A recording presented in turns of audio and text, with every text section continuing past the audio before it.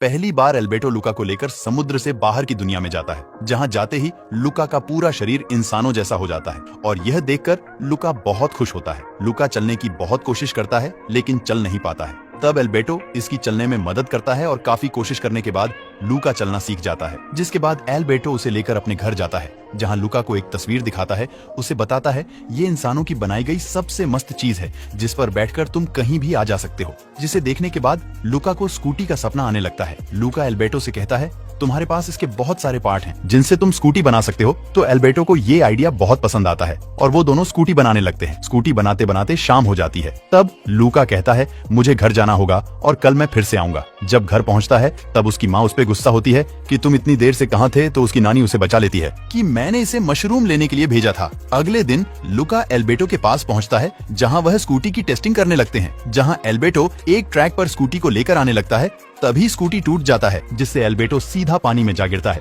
ये दोनों मिलकर फिर से स्कूटी को बनाते हैं। एल्बर्टो लुका से स्कूटी पे बैठने को कहता है। डर की वजह से लुका मना कर देता है, लेकिन एल्बर्टो के काफी कहने के बाद लुका स्कूटी पर बैठ जाता है।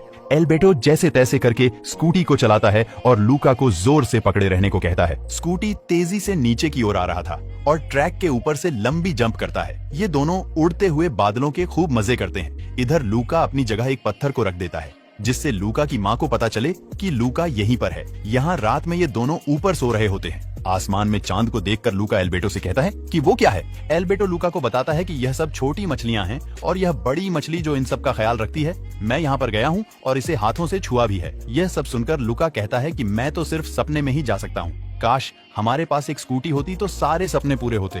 तभी एल्बर्टो और लुका स्कूटी का सपना देखने लगते हैं, जहां यह दोनों सपनों की दुनिया में चले जाते हैं। सपनों की दुनिया बस एक झूठ है। अब यह दोनों समुद्री राक्षस छुपते हुए पानी से निकलकर इंसानों के शहर में घुस जाते हैं। वो इंसानों के शहर को देखकर बहुत हैरान होते हैं, लेकिन उन्हें नहीं पता होता है कि इस शहर के लोग समुद्री राक्षस का शिकार करते हैं। शिकारी को देखकर लुका बहुत ज्यादा डर जाता है और वापस समुद्र में जाने लगता है। लेकिन तभी वहाँ एक लड़का स्कूटी लेकर आता है। लुका उससे पूछता है तुम्हें स्कूटी कहाँ से मिली। तब वो लड़का बताता है कि हमारे शहर में हर साल एक रेस होता है और जीतने वाले को स्कूटी मिलता है। जिसके बाद वह लुका को परेशान करने लगता है, लेकिन तभी वहाँ जूलिया नाम की एक लड़की आ जाती है और लुका को बचा लेती है, क्योंकि जूलिया को वो लड़का बिल्कुल भी पसंद नहीं था, क्योंकि वह दूसरे बच्चों को परेशान करता था। लुका और एल्बर्टो जूलिया से पूछते हैं कि रेस जीतने के बाद क्या हमें स्कूटी मिल जाएगी।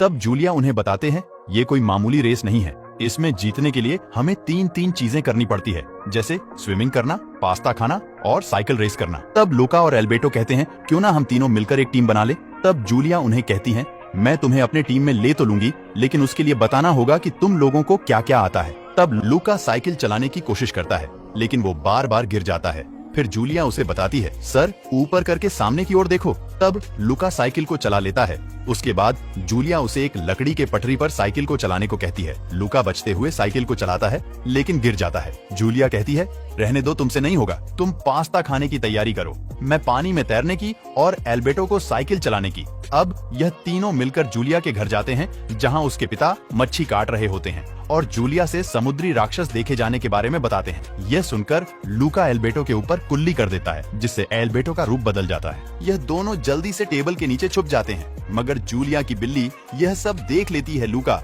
जल्दी से उसका चेहरा साफ कर देता है।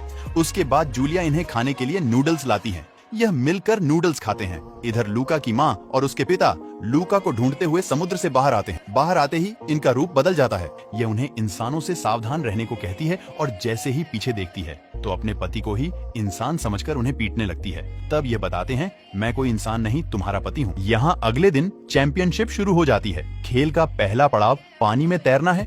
लुका एक लोहे का सूट पहनकर आता है, जिससे उसके शरीर पर पानी ना पड़े।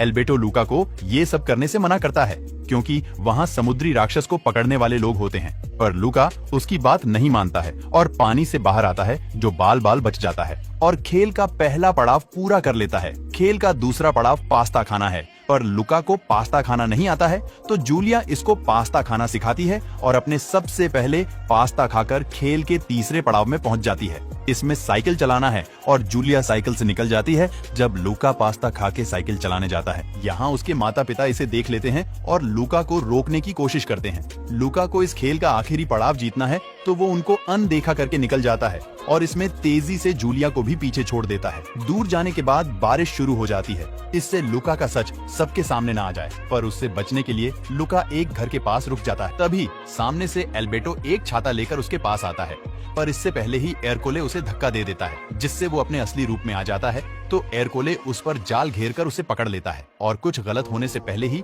लूका स्पीड में आता है और एल्बर्टो को अपने साथ लेकर भाग जाता है। पर एरकोले भी उन्हें मारने के लिए भाला लेकर उनके पीछे भागता है। यह दोनों बचते हुए तेजी से आगे की ओर बढ़ते हैं और इस रेस को भी जीत लेते हैं, जिसमें जूलिया और उसके पिता भी इन दोनों का साथ देते हैं और सभी मिलजुल कर इंसानों के शहर में रहने लगते हैं। वीडियो अच्छी लगी हो तो एक लाइक करके चैनल को सब्सक्राइब कर दें। फिर मिलते हैं नेक्स्ट वीडियो में।